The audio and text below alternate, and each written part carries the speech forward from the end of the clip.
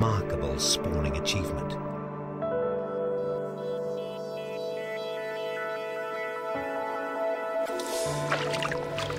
Prompted by the male, the two fish leap together high out of the water, where they cling to a hanging leaf.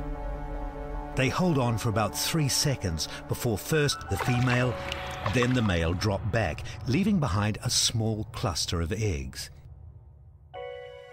They're called jumping characin, and each leap adds more eggs to the cluster.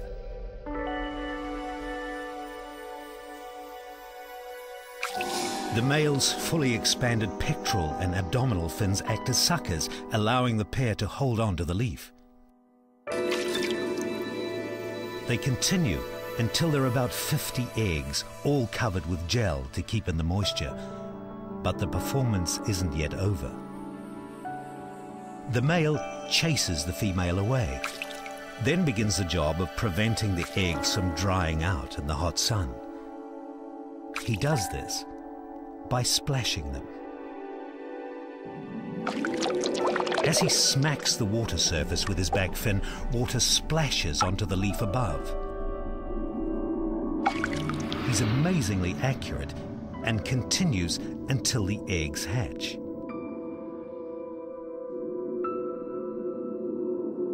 By the next day, they have already developed eyes. And the following day, prompted by the water splashes, the eggs begin to hatch. The fries enter the river with the falling water drops of their father's splashes. As they hit the water, the young fish seek out a hiding place among the leaves. Young Capella arnoldi have inherited a bizarre but successful strategy for spawning above the waters of the flooded woodland that now becomes their protector. Amazonia is not one continuous forest. Close to the rivers, there are broad, grassy plains that are rich in sediment. In the wet season, these plains are transformed into fields of floating aquatic plants of many kinds. Once the waters have risen, plants grow quickly in the intense heat of the equatorial sun. But without doubt, the most spectacular is the Queen Victoria water lily, with leaves of 2 meters or more in diameter. Their leaves expand over the water surface, pushing others aside, as if each mighty leaf is striving to take as much of the sun's energy as possible.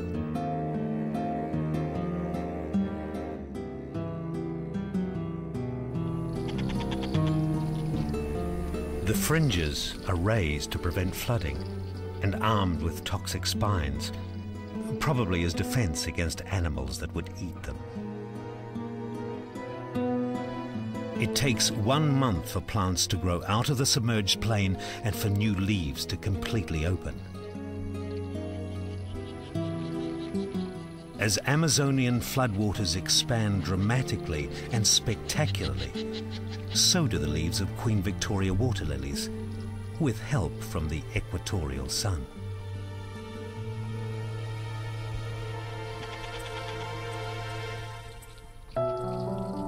Water lettuce has a different growth strategy to the water lily.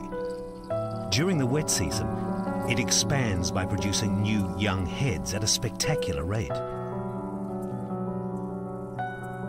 But water lettuce has no protective spines and no toxins, and that makes it most appealing to Amazonia's largest herbivore.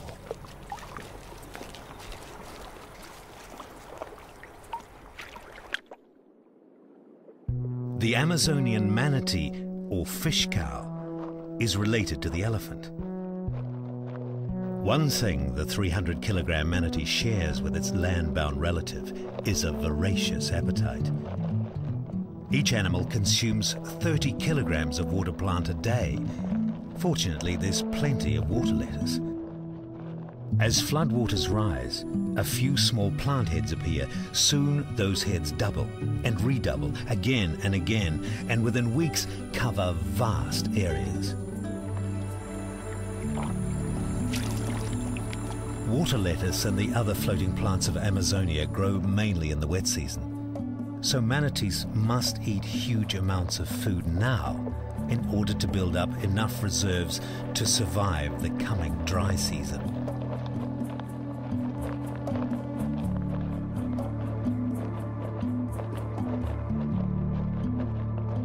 Another reason for the manatee's enormous appetite is that the water plants contain so few nutrients that close to half of all they eat remains undigested.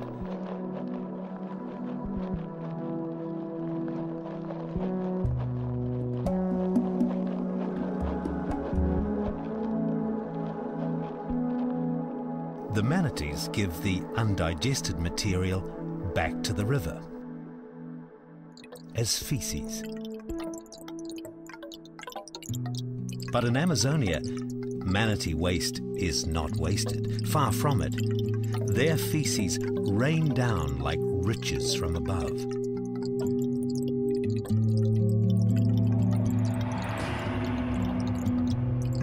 Many fish feed on the waste directly, and it also helps support the lives of thousands of other species. Most nutrients in manatee waste dissolve to fertilize the water and helps the growth of more plant life. But in addition, manatee grazing creates gaps in the layer of floating plants. This allows the intense heat and light of the equatorial sun to penetrate. Sunlight and nutrients can now trigger the growth of vast amounts of plankton, which is the basis of another aquatic food chain. So fish cows, simply by eating and digesting, help maintain more than 3,000 species, or nearly a third of all freshwater fish in the world. Those fish include the beautiful, like cardinal tetra and angelfish. There are the bizarre, like the surface-hugging hatchetfish. And there are the bountiful, like catfish. Catfish are the largest fish family in Amazonia. Nearly 1,500 species, or half of all fish here, are catfish. And their shape is as varied as their size and their lifestyle. A streamlined shape reduces water resistance. A sleek body can flee quickly from enemies. Armored scales offer protection from enemies. Sailfin pleco hide among submerged trees. Leaf catfish drift undetected, and imperial zebras feed hidden among rocks. Catfish, more than any other fish, exploit the great variety of environments in Amazonia, which means that catfish, more than any other fish, end up on the menu of the river wolf.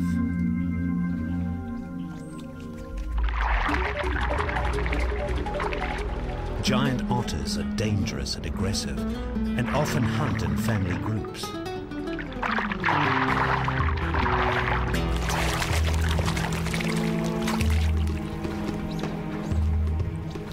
A giant otter brings its catch to a favorite eating place. To fuel its active and energetic lifestyle, an otter eats 10% of its own body weight, or 3 kilograms of fish each day. It eats everything, even crushes bones. But even the otter's powerful jaws can't crush a big catfish's skull. This will feed others.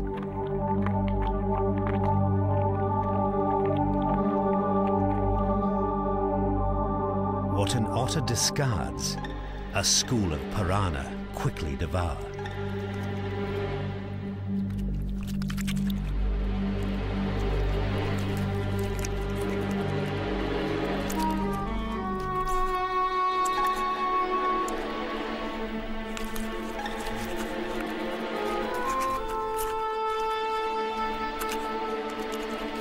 Like catfish, piranha are a large family of fish.